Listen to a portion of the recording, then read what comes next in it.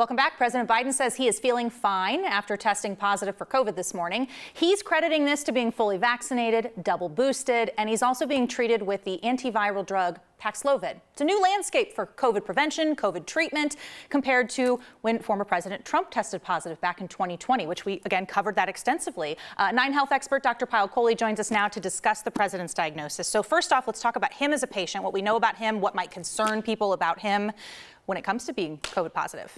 The biggest thing, of course, that we think about is his age. So at 79 going into 80, he's one of the highest risk groups for having severe complications and getting hospitalized from COVID. Now, he also has a heart condition called atrial fibrillation, which can get exacerbated with COVID infection. According to his doctors, it's well treated. He's not really even taking any medications for it. But I wouldn't be surprised as a cardiologist if he had a little bit of resurgence of his AFib during COVID infection. And how does the variant here play a factor? A big factor. So of course we know that he's protected because of that vaccination and double boosting, also the paxlovid, but he's just got a nicer variant too. So the BA.5 variant, which we know is kind of sticks from neck up, so to speak. So it's more head congestion symptoms, sore throat, runny nose, those types of things, as opposed to the original variant or the Delta variant, which we know really involved our lungs, and that was causing those pneumonias that caused people to get on ventilators and pass away. Well, and the White House is saying, hey, he's got, vaccinations, he's got boosters, and so that's helpful here, but we can't dismiss the fact that he's also facing a different variant. Absolutely. And now we don't know, for full disclosure, exactly which variant he has. They did say in the press conference that they sent out his blood for genotyping. We should know within the next few days, but we know that greater than 70% of cases right now are the BA.5 variant. And based on his symptoms, which are very classic for what we're seeing with BA.5, I would suspect that is the one that he has. And let's talk about paxlovid here.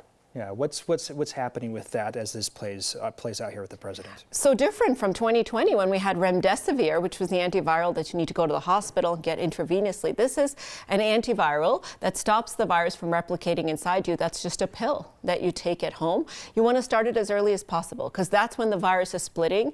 That's when it's activating the immune system. So by starting it early, you're reducing your chance, of course, of getting severely ill, but you're also reducing your infectivity. You're reducing the intensity of your symptoms, and you're leading to a quicker recovery.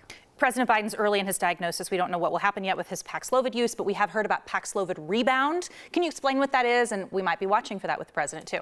Yeah, and Dr. Fauci had it, in fact, if you recall. So Paxlovid rebound means that you take Paxlovid for a 5-day course, but we know that the virus can actually stay in your body sometimes up to 2 weeks. So when you stop taking that antiviral, that viral replication wakes up and you actually get recrudescence of your symptoms. You can become negative and then positive again.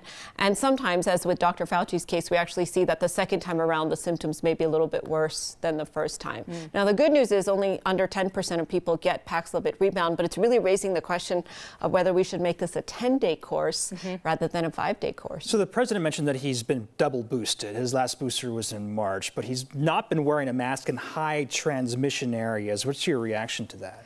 A little surprised, to be honest. And I'm, for example, for myself and for my parents, I'm telling them if they're going indoor in a crowded place or they're coming to close contact with people they don't know, they should wear the mask, especially because they're a little bit older. So I think that the president, given his age, given his time from his last booster, given the fact that we know that BA.5, if he has that, can evade the immune system, certainly could have practiced more mitigation measures. And here's a person who travels all over the world any given day in front of a bunch of people. So yeah, and also raises the question about testing. So perhaps, there was a gap between testing the president. He had a test on Tuesday, then he had a test on Thursday. He didn't have a test on Wednesday. So high contact, high risk, you ought to be testing often. So good lessons to learn. Okay. Dr. Kohli, thank you as always for joining us to talk about President Biden's positive COVID diagnosis.